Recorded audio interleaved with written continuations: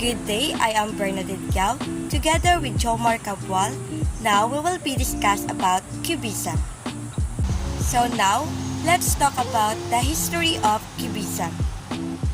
So Cubism started around 1907 when Pablo Picasso and Georges Braque met. They created a painting called Les Demoiselles d'Avignon, which is seen as the start of Cubism. In Cubism, objects are shown from different angles at the same time, like seeing them from many sides at once.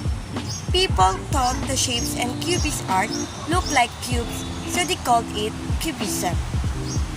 So they have a characteristics of Cubism include the broken picture plane, multiple perspectives, three-dimensional, analysis and synthesis, and simultaneity. So now, let's talk about the first one, which is broken picture plane. Cubism broken picture plane departed from the smooth finish of 19th century academic art by presenting forms that project and recede, creating depth and movement. This technique features fragmented forms interacting with empty spaces, establishing a complex relationship within the composition. The second one is multiple perspectives. Cubism revolutionized art by challenging the Renaissance tradition of single-point perspective, presenting multiple perspectives within each plane and angle of an object.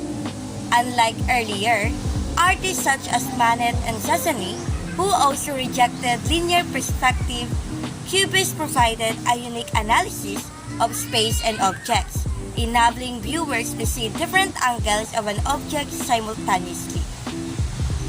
The third one is three dimensions.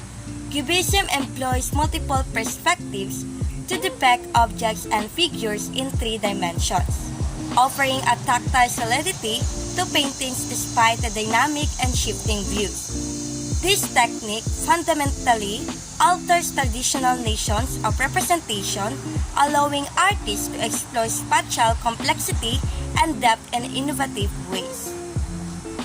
The fourth one is analysis and synthesis. In Cubism, analysis entails the process of dissecting objects into their constituent parts to transcend their superficial visual representation in the observable world. Conversely, synthesis involves resembling these fragmented elements to envision and reconstruct the object in a fresh abstracted form. And the last one is simultaneity. Cubism concept of simultaneity captures a sense of a dynamic movement, urging viewers to engage with artworks by integrating diverse angles, shapes, and textures. This approach encourages viewers to complete their holistic perception of the artwork over time and space, uniting various temporal perspectives into a singular composition. By blending multiple viewpoints within a single artwork, Cubism not only challenges traditional static representations but also highlights the interconnectedness of different moments and perspectives within the visual art. These artists like Braque, Picasso, and Juan Gris were part of a special group called the Cubists. They like to paint things in a unique way, breaking them into smaller shapes and angles, kind of like how a puzzle looks when you take it apart. Braque, Picasso, and Juan Gris were really good at this style of art, and they became famous for it. So, when people talk about Cubism, they often mention these three artists because they were the main ones who started it all. On another level, there were artists like Robert and Sonia Delaunay and Ledger. They were also super talented and made amazing art, but they explored different ideas compared to the Cubists. While Braque, Picasso, and Juan Gris were all about breaking things into smaller shapes, Robert and Sonia Delaunay, along with Ledger, were more into using bright colors and bold shapes in their art. So, even though they were all part of the same art world, They had their own unique styles that set them apart. Cubism developed into two distinct phases, analytical cubism and synthetic cubism. So now let's talk about analytical cubism. Analytical cubism, active from 1907 to 1912, revolutionized art by breaking down subjects into geometric shapes and flat planes to present multiple perspectives at once.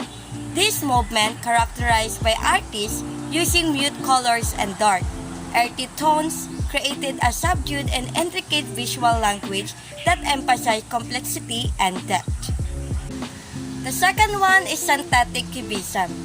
Synthetic cubism, which emerged after analytical cubism, focused on flatter compositions without traditional perspective, emphasizing the arrangement of shapes and patterns to form a cohesive visual narrative. This movement introduced collage techniques, incorporating everyday materials like newspapers and textiles into artworks, thus blurring the line between art and reality and adding layers of meaning and texture. So that's all for my report, and now let's call Jomar Cabal to continue the report. Good morning everyone, my name is Jomar Cabal and I will be discussing samples of Cubism. So first off, we have Les Demoiselles d'Avignon by Pablo Picasso. It was painted in 1907 and this masterpiece is considered one of the earliest examples of Cubism. The painting features angular and distorted figures inspired by African art, challenging traditional notions of beauty and representation. Second off, we have Violin and Candlesticks by George Brooks. It was created in 1910 and this painting showcased Brooks' exploration of fragmented forms and geometric shapes. The composition is broken down into multiple viewpoints, highlighting the influence of Cubism and principle. Third is, we have Woman with a Guitar by Juan Gris. Painted in 1913, this work by Juan Gris exemplifies the synthetic Cubism style, characterized by use of collage and vibrant colors. The painting combines elements of reality and abstraction, showcasing the artist's innovative approach to representation.